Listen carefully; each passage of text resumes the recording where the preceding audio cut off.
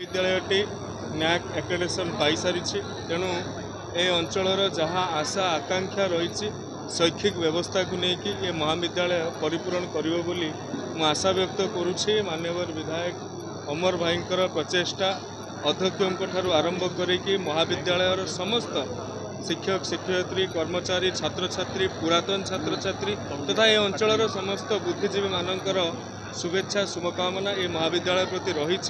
निश्चित भाव में अनेक किछि एक वर्ष भितर भित्तिभूमि जनित उन्नति साधित होइछि।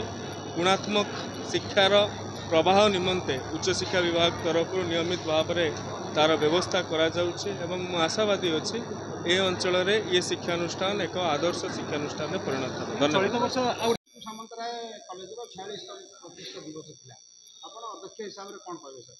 आज आम महाविद्यालय 46तम प्रतिष्ठा दिवस जन्मदिन। सर्वप्रथमे 1980 मसीहा अगस्ट 18 रे जो महान व्यक्ति माने बिरिपा गेंगुटी दीपांचल रे एक उच्च शिक्षा अनुष्ठान परिकल्पना करथिले।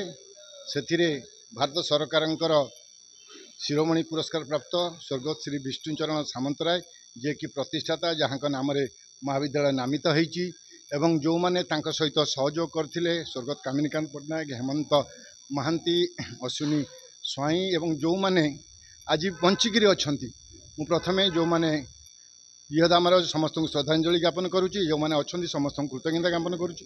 आम 46 वर्ष पहुँचे आज ये जो उत्सव राज्यर उच्च शिक्षा मंत्री माननीय उच्च शिक्षा मंत्री बरचणार माननीय विधायक एवं जड़े प्रतिष्ठित साहित्यिक तथा प्रोफेसर नटवर सतपथी समस्ते उपस्थित थे। से माने पिला मानकु मार्गदर्शन देले। आप शुणिथिबे माननीय मंत्री जहाँ कहले अनुष्ठान टी कायारे छोट हो पारे किंतु पिलांकर गुणवत्ता एत अधिक एवं सी राज्यर अन्य महाविद्यालय को निश्चिंत उदाहरण रूपे ठिया होगी अच्छी।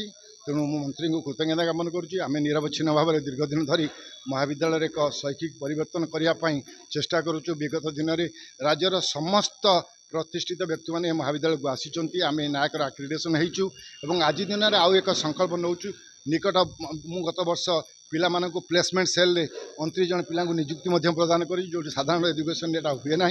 बहुत आम श्री श्री यूनिवर्सिटी सहित ग्लोबल इंस्टीट्यूट सहित आम अनुबंधित होइछु सहित आम काम करुचु।